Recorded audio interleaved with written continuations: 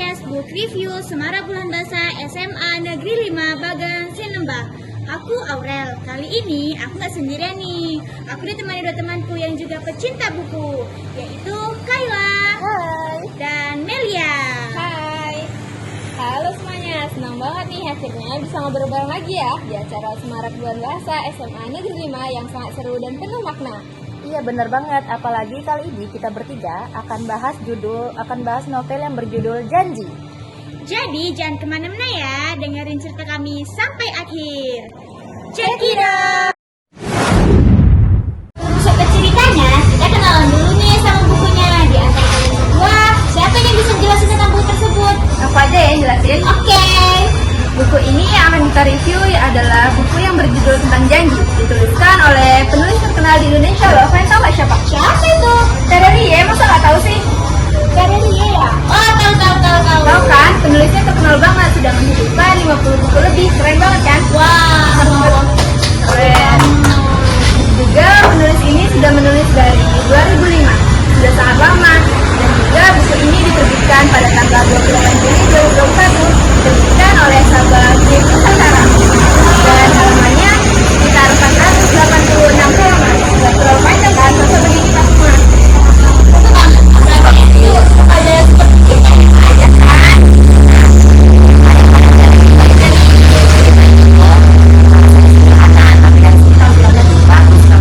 Iya, aku suka banget sama tampilannya, kayak nggak terlalu ramai juga, nggak terlalu sepi gitu kan. Dari yang kalian baca dari buku tersebut, misalnya kalian menceritakan sedikit saja tentang buku tersebut. Bisa, kita mulai ya. Buku tersebut menceritakan seorang anak laki-laki yang bernama Bahar. Dia yatim piatu dan tinggal bersama neneknya. Jadi, karena si Bahar ini sangat nakal, nenek tersebut sudah tidak sanggup menanganinya. Dan nenek tersebut menyuruh Bahar untuk masuk pesantren. Tapi Bahar tidak suka. Jadinya, Bahar itu terus-menerus berusaha untuk membuat kenakalan agar dikeluarkan dari pesantren tersebut. Tapi, Buya atau yang sering dipanggil dengan ustadznya itu, dia sudah berjanji kepada dirinya supaya tidak mengeluarkan muridnya karena kenakalannya. Dia akan membimbing muridnya supaya bisa keluar dari pesantren tersebut dengan sukses. Bahar juga tidak putus asa dan dia terus-menerus membuat kenakalan seperti berjudi, mabuk-mabukan, berantem dengan temannya. Nakal kan? Nakal banget sih. Sampai suatu ketika, si Bahar ini benar-benar melakukan kesalahan yang sangat fatal. Di suatu hari, dianya disuruh ustadznya ini untuk bertugas membangunkan teman-temannya di pagi hari, yaitu sahur di bulan Ramadan ini ceritanya teman-teman. Tapi dia malah membangunkan temannya dengan cara membakar salah satu kamarnya. Kamar temannya, ya Allah. Kok bisa pula? Ya Allah. Bisa ya gitu ya. Sampai satu ketika teman-teman ini bangun karena ada kebakaran. Jadinya temannya pada menyelamatkan diri masing-masing. Tapi malangnya ada salah satu teman yang dia lumpuh, tidak bisa jalan dan naik kursi roda kan. Dia tidak bisa menyelamatkan dirinya sendiri dan akhirnya dia meninggal dalam kebakaran tersebut. Kasihan sekali kan? Jadi, ustadz atau buyanya tadi tersebut memandangi tempat kebakaran tersebut dengan merasa kecewa karena Bahar sangat melakukan kesalahan yang sangat fatal.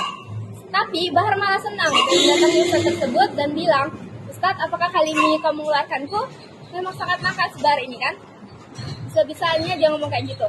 Ustadznya yang sudah tidak bisa lagi menahan amarah dan membilang kepada Bahar supaya keluar aja kamu ya. Tapi saya punya 5 janji, kata ustadznya atau boyanya.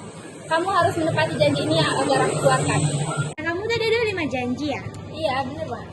Bisa nggak kamu sebutkan 5 janji tersebut, isinya itu apa?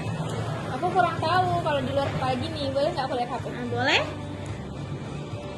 Ada 5 janji. Yang pertama, selalu hormati dan bantu tetanggamu. Yang kedua, selalu lindungi yang lemah dan teraniaya. Yang ketiga, senantiasa jujur dan tidak pernah mencuri. Yang keempat, bersabarlah atas apapun ujianmu. Yang kelima, bersedekah dan bersedekahlah. Dia ini sebelum memutuskan hubungan sama Bahar itu, dia bilang, tunaikan janjimu atas 5 tersebut. Aku tahu kau hari ini boleh jadi masih nakal, pemabuk atau suka berjudi, suka berkelahi. Tapi ada sesuatu yang spesial di hatimu. Tadi kata kamu kan udah 5 janji tuh selesai. Ceritanya kan belum selesai. Ya udah kamu lanjutkan, boleh.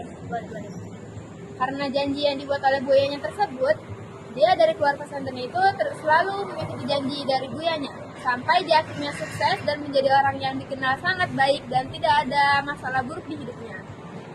Wow, gak nyangka Bahar jadi orang sukses dan baik hati ya. Padahal dia dulu nakal kan? Iya. Iya, itulah perubahan, bisa balikkan ya kan.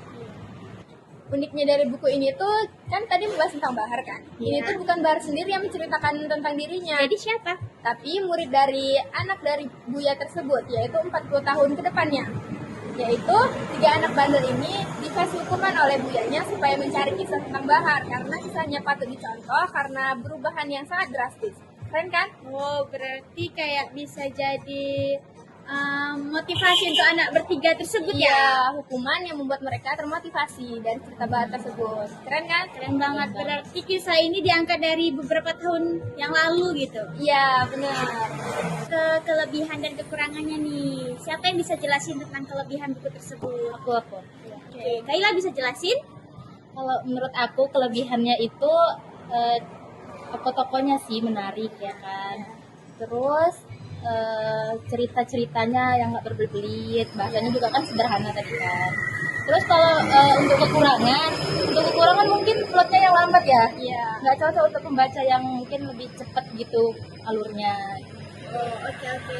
Terima kasih buat Kaila. Di cerita tersebut kita sudah membahas tentang buku isi tersebut, kelebihan dan kekurangan. Bagian akhir kita akan menjelaskan tentang kesimpulan. Siapa di antara kalian berdua yang bisa menjelaskan tentang kesimpulan tersebut? Apa aja ya? Oke, Melia bisa menjelaskan. Dari buku tersebut kita memahami bahwa janji ini bukan sekedar tentang kata-kata, tapi juga amanah atau tanggung jawab yang harus dilakukan sampai akhir hayat. Janji yang diceritakan dalam buku tersebut merupakan janji yang tidak bisa dipenuhi, karena dipenuhinya pada saat akhir-akhirnya baru dipenuhi oleh si Bahar tersebut kan. Jadi janji ini bukan hanya bisa dipenuhi pada saat itu juga, tapi sampai akhir hayatnya pun harus dipenuhi. Lalu pesan-pesan apa yang kalian bisa ambil dari kisah Bahar dan dari buku tersebut? Oke. Bisa Kalau kalian menurutku contohkan? pesan terbesarnya itu jangan buat janji kalau nggak bisa nepati janjinya. Macam kalau ini betul.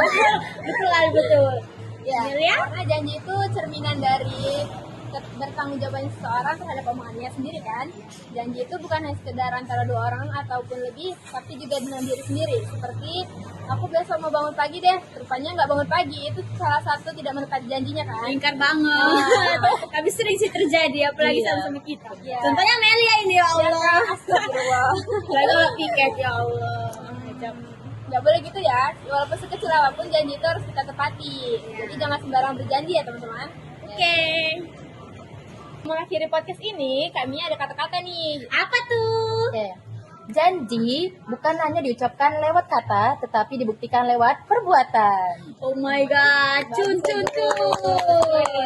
Sekian pot sehari ini, podcast santuy bersama saya Aurel. Terima kasih kepada Kaila dan Melia yang telah memberi pengalamannya tentang membaca buku tersebut.